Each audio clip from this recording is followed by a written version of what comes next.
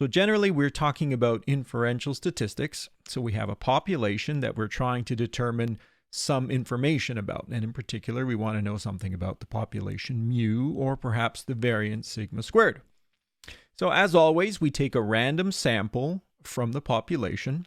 We get a series or a sequence here of random variables, and we form an estimator. And in this case, we're going to focus our attention on the sample average, this capital X bar. Our goal is eventually to estimate the value of mu. We would love to know what this is, and to say something about the population, we are going to use sample information.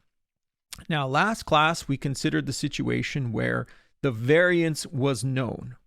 Now, this is not a realistic situation, but nevertheless, we talked about it just to gain some familiarity about the kinds of things that we are going to be asked to do. So in the situation here where sigma squared is known, the sample average will follow a normal sampling distribution according to the central limit theorem.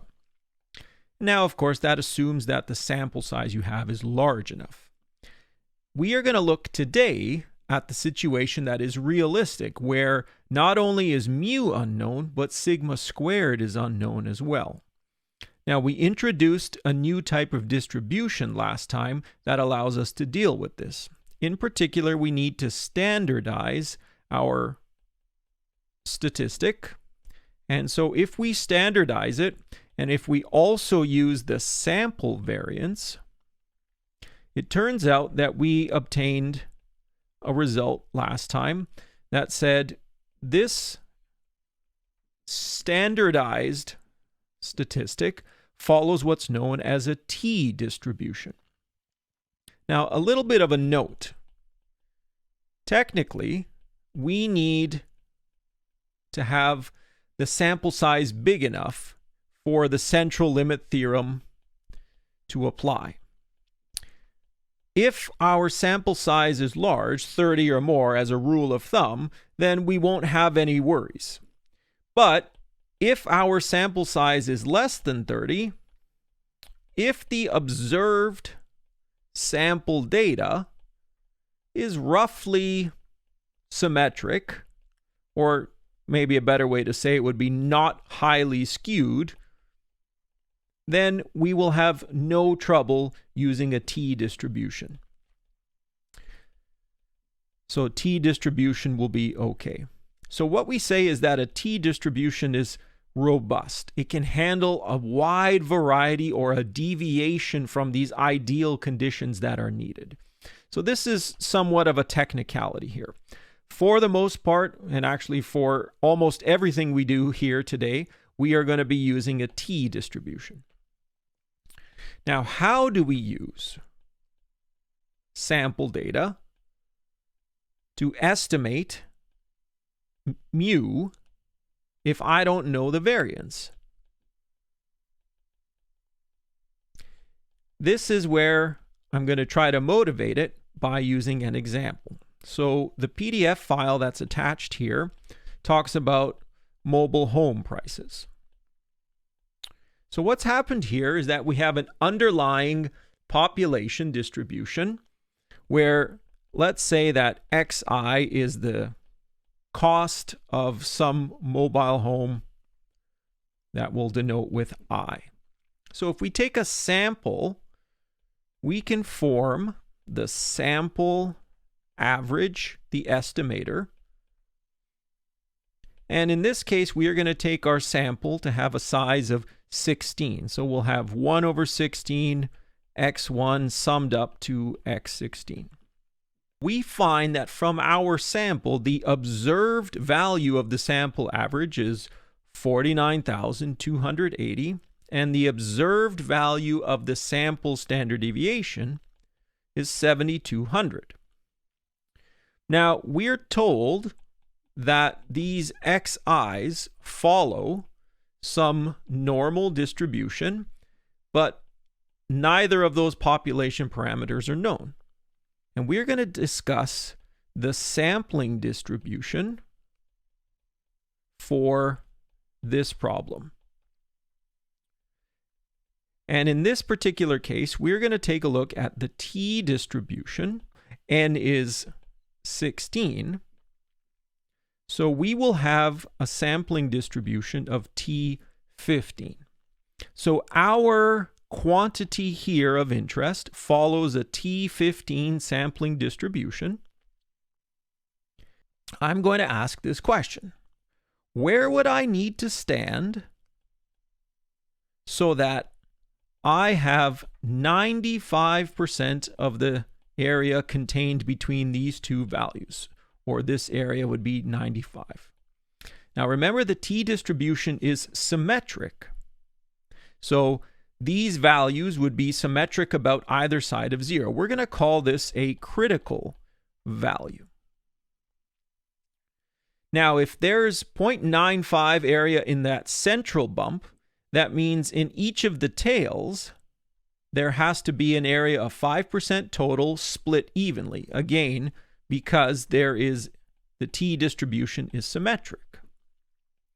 So the issue of finding this value, this critical value, you could simply use the QT function in R. This will allow you to say, if I tell you an area, tell me a location. And in particular, in this right critical value, if I were to say QT and say that the area to the right of this value is 0.975, I would also have to specify the degrees of freedom. And what we would find in this particular case is that we would get 2.131 as this critical value. And so, what do we do with this? This result says that 95% of the area under T15 is between negative 2.131 and positive 2.131.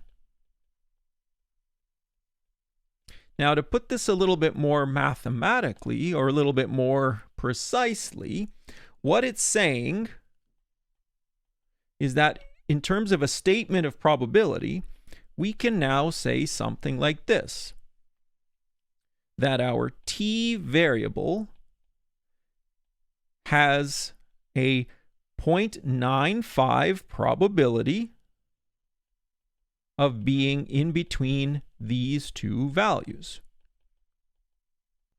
Now, in our case, we're going to use our observed values, and we can reorganize this inequality. So we can have 2.131 in this side, less than or equal to our observed values. And what I'm going to do then is reorganize that inequality. So in the case of this first one, I'll have very simply this result. And in the case of the second one, I will have a corresponding result. Again, very simple to work with. So I'm just going to do some algebraic manipulations. Here, negative 2.131 times s over root 16 less than or equal to x minus mu. And so if I reorganize this thing for mu, so if I bring the mu over to the other side, I'll have that mu is less than or equal to my observed value plus 2.131 s over square root 16. Now on this side, I can do a similar thing, x minus mu less than this value, and I can continue to reorganize, and I will find that x minus 2.131 times s over root 16 is given by this. So I'm just doing a bunch of simple algebra in this particular case, but if I combine these two results, I will now end up with the following. I'm simply reorganizing the inequality that I found in that probability statement.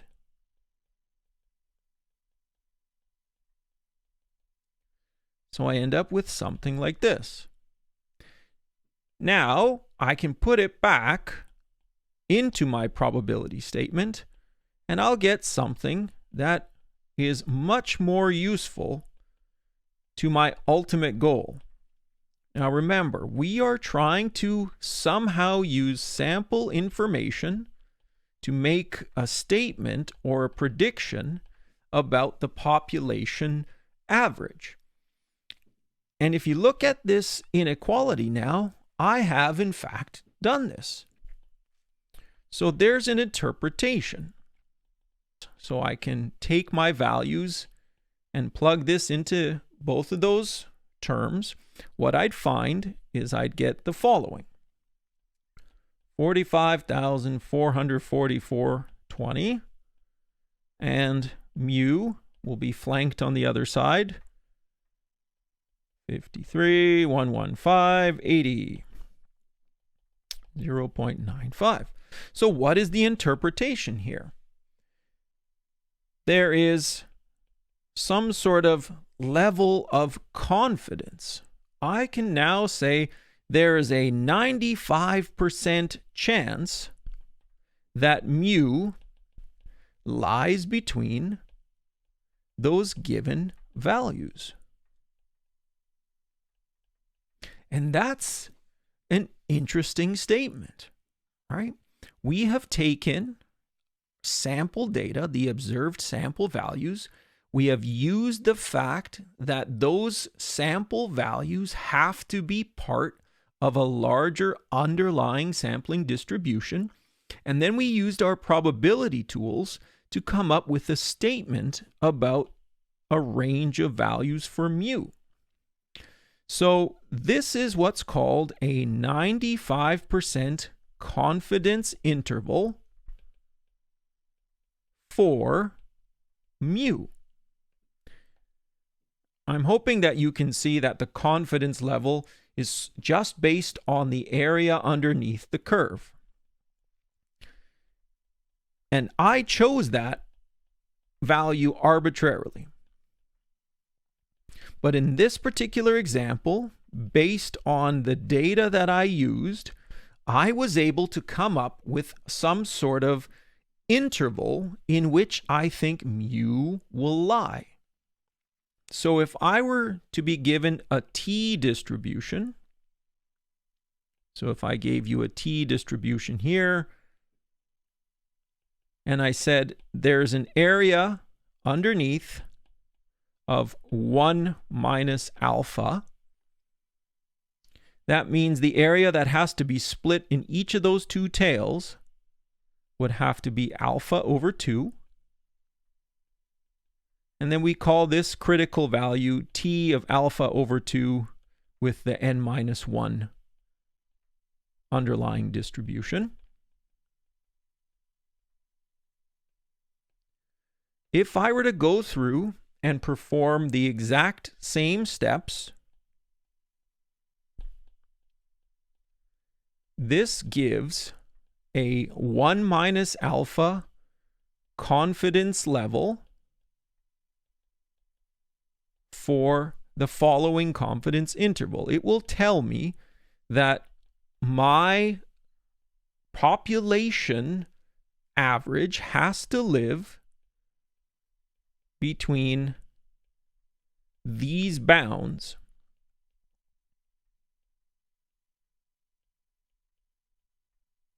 This is the general form of a 1 minus alpha confidence interval. It always takes this form.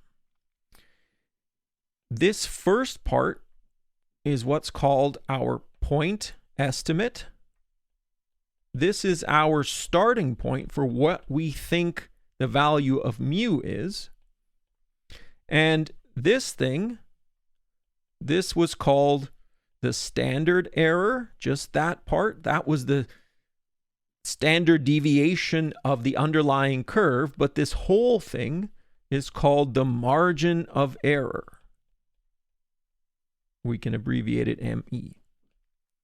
So what this does is it allows us to visualize a confidence interval. You take a look and you say it's centered about my observed value, and then there are these arms that stick out an equal distance either way. This is my range of values that I'm using to estimate the value of mu. What it means is that in the long run, so if you repeat taking many samples of size n, when you build that confidence interval, it will either contain the true value of mu or it won't. When you construct a confidence interval of 1 minus alpha, we are 1 minus alpha % sure that the interval will contain mu. So my interval either contains it or it doesn't. So if I take my first sample and I construct its margin of error, I can see that, yeah, hey, look, my interval contains mu. If I take another sample and I build the margin of error, hey, look, I will capture the mu. Now, if I repeat this for many, many samples, if I say that I have a 95% confidence level, that means 95 times out of 100, when I build a confidence interval, the interval I get will capture it, will actually intersect the true value of mu. I will never be able to know whether or not I capture it, but the point of the story is the probability that underlying sampling distribution will give me some sort of assurance that I can be confident that I will capture it using this method. And this is the idea behind the confidence interval. We are constructing some sort of interval using the underlying probability model. And they always will have this form. If I'm trying to estimate theta, I will always take a point estimate as my start, and I will subtract the margin of error for one bound, and I will add the margin of error for one bound. This will be formed by some critical value times the standard error, and it will be symmetric about that.